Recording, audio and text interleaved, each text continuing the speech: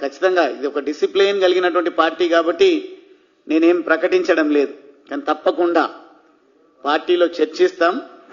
అందుకే ఈరోజు మా పెద్దలు, పార్టీ పెద్దలు నిర్వహించేటువంటి ప్రెస్ కాన్ఫరెన్స్ కాదు ఇది. అచ్చంపేట నుంచి నేను 2 సార్లు ప్రాతినిధ్యం వహించిన కాబట్టి నేను, మా మిత్రులు సోలంకి శ్రీనివాస్ గారు, మిగతా పెద్దలందరం సరిపోతారు అని మేము మాత్రమే వచ్చి ఈ ప్రెస్ కాన్ఫరెన్స్ పడతా ఉన్నాం. తప్పకుండా మా అధిష్టానంతో చర్చిస్తాం. నీ జనగర్జనకు ధీటుగా మా పార్టీతో చర్చించి మీ దుర్మార్గాలు, మీ ఆగడాలు, మీ అవినీతి, మీ పనికిరాని తనం విషయంలో సిరిసిల్లలో సింహగర్జన ఏర్పాటు చేస్తాం. దమ్ముందా కేటీఆర్? స్పందిస్తావా నా సవాలుకు? అక్కడ వచ్చి ఏదో నెగ్లెక్టెడ్గా మాట్లాడిపోతా ఉన్నావు. ఎవరో కాదు, ఉద్యమాన్ని నిర్మించినటువంటి బిడ్డడు గువ్వల బాలరాజ్ అంటే. ఆ గులాబీ జెండాను మోసుకు వెళ్ళినటువంటి సైనికుడు గువ్వల బాలరాజ్. గువ్వల బాలరాజ్ స్థానాన్ని ఇంకోరితో పూరుస్తారంట. గువ్వల బాలరాజ్ అచ్చంపేట ప్రజల గుండెల్లో సుస్థిరమైనటువంటి స్థానాన్ని సంపాదించినటువంటి విషయాన్ని మర్చిపోవద్దు. నేను ఒక్కడినే బయలుదేరినా. మీరు పనికి రాని కామెంట్స్ను నేను దృష్టిలో పెట్టుకొని ఒకటిగా బయలుదేరితే మీరెంతైతే కోట్లాది రూపాయలు, 2-3 కోట్ల రూపాయలు ఖర్చు పెట్టిండ్రు అని అంటున్నారు. డబ్బులు ఎక్కడి నుంచి వచ్చినాయో లెక్క కూడా చెప్పాల్సి బాధ్యత ఉంది. ఆ రోజు తెలంగాణ తల్లి విగ్రహాన్ని అచ్చంపేటలో ఏర్పాటు చేద్దామంటే ₹1 మీరు సాయం చేయలేదు, ఒక సలహా కూడా మీరు ఇవ్వలేదు. కానీ కేసీఆర్ గారు వస్తున్నారు, మీరు ఎట్లా సభ నిర్వహిస్తారో, సభ ఫెయిల్ అయితే ఇప్పుడిప్పుడే ఉద్యమం ఉవ్వెత్తున ఎగిసిపడుతుంది, ఇప్పుడిప్పుడే మీరు మొదలుపెట్టినందుకు ఉమ్మడి పాలమూరు జిల్లాలో కొంత బీఆర్ఎస్ పార్టీ పెరిగే అవకాశాలు కనిపిస్తున్నాయి, మనము కార్యక్రమాన్ని గొప్పగా నిర్వహించాలని నేను సొంతంగా నా కష్టార్జితంతో సంపాదించినటువంటి డబ్బులు మీ చేతికి తీసుకొని మీటింగ్ ఏర్పాటు చేసిండ్రు. ఈ రోజు మాత్రం అక్కడ జనగర్జన నిర్వహించేటువంటి బాధ్యత ఒక శ్రీమంతుడికి ఇచ్చింది అని మాట్లాడుతున్నాడు. నేను 5 లక్షల అప్పు తీసుకున్నా, ఇవ్వకపోతే ఇట్లుంటే సామెతలు చెప్పడంలో దిట్ట. కానీ సామెతలతోన ఆర్టీసీ క్రాస్ రోడ్లో జరుగుతున్నటువంటి నిరుద్యోగ జనగర్జనకు సమాధానం దొరకదు.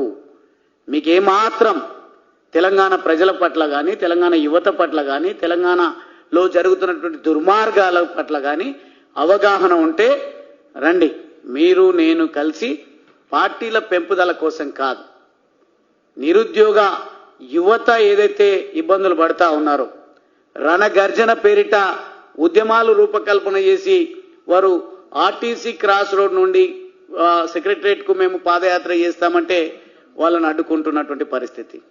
ఏ రోజు కూడా వాళ్ళని ఎందుకు అడ్డుకుంటున్నారు? ఇది ప్రజాస్వామ్య దేశం అని అడగడానికి దమ్ము లేని మీరు అక్కడ వచ్చి జనగర్జన చేస్తున్నారు. అందుకే ఈ రోజు మిమ్మల్ని ప్రజలు తిరస్కరించారు.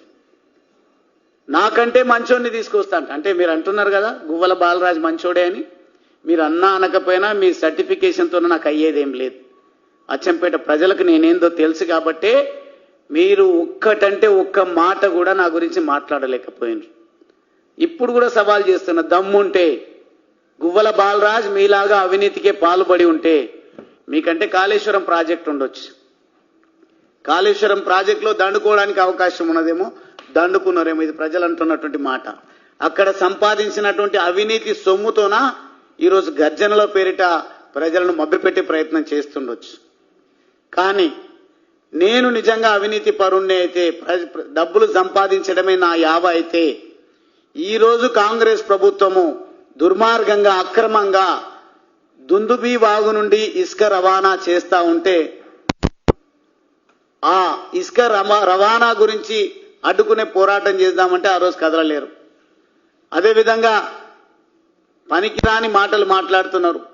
ఇదేదో మేము ఆ ప్రాజెక్టు అచ్చంపేట లిఫ్ట్ ఇరిగేషన్ మంజూరు చేసినాం, అది చేసే మొదలుపెట్టే దమ్ము ముఖ్యమంత్రికి లేదని. మీరు ముఖ్యమంత్రి గురించి తర్వాత మాట్లాడతారు, మీరు కలలో ముఖ్యమంత్రిగా ఉండండి పర్వాలేదు.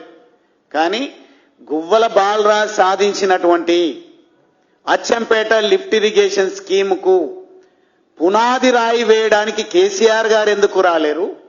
మీరు మాటిచ్చి మీరెందుకు ఆ పునాది రాయి వేయడానికి రాలేరు? సమాధానం చెప్పకుండా బయలుదేరిండ్రు మీరు. వెళ్ళిపోయిండ్రు. దమ్ముందా నేను మాట్లాడే మాటలకు సమాధానం చెప్పడానికి? కేటీఆర్ గారు కానీ కేటీఆర్ గారు భవిష్యత్తు ముఖ్యమంత్రి అని పొగడతలతో ముంచెత్తుతున్నటువంటి పనికిరాని నాయకులకు ఎవరికైనా నా సవాల్ను స్వీకరించి నా ప్రశ్నలకు సమాధానం చెప్పే దమ్ముందా? అంతెందుకు, ఎస్ఎల్బీసీలో